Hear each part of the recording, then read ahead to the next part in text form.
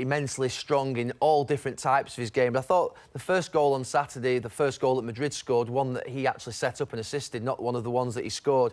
I thought there was an incredible moment in this actual goal in the sense of his intelligence. And we're just going to highlight him there and magnify him. You see, he looks over his shoulder and he's looking towards the Sevilla centre-back who's here thinking, OK, where's my space? And you don't look at that particular time. There doesn't look to be an obvious route in behind those Sevilla defenders at this moment because he's sort of 10 yards off them and they're covering well.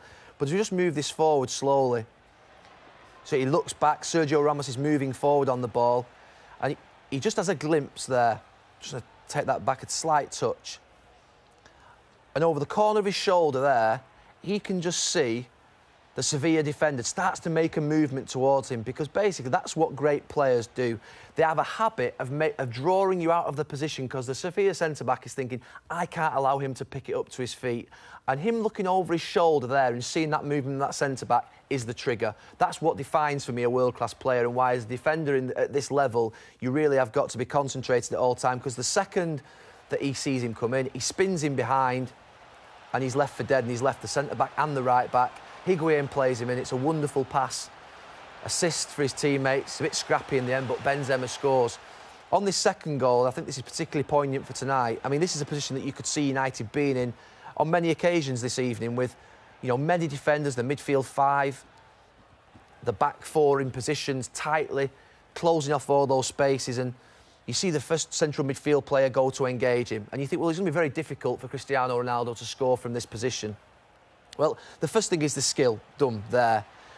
You've got to make sure, like a piston, that this second midfield player is really out of the blocks quicker, getting to close down Cristiano Ronaldo, because he's bound to beat one player. That one-on-one for him is a dream scenario. You've got to make sure you back up quickly with the second man, because if you don't, and you're 5 yards off him, he's going to go and do that to you. This is an interesting one again, and I think assessing his position, should take it on, move it on, just there. Just highlight him over there. And he's looking over his shoulder there at the right back. And he's thinking to himself, right, OK, you're thinking to get forward. The goalkeeper's just kicked it up the field.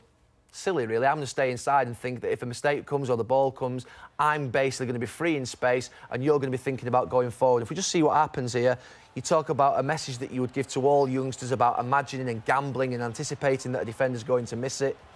He does. And it's the speed, it's the power, the finish, making sure it's across the goalkeeper. And this last goal, just take it back a little bit. You can just see him there in the centre of the goal, and talking about there, ready to defend for his team, to head the ball and clear it out. We must play this at full speed, because if you want to simplify football, this is absolutely simple as it comes. The speed, the power, the counter-attack. He plays the ball to Higuain, continues his run, and you really can't live with the fact that he's just so quick. And that's almost the perfect hat-trick and sums up the qualities of what Manchester United are going to have to deal with tonight. And I throw it forward to tonight, and I think most of all about the one-on-one, about what happened earlier on in the season between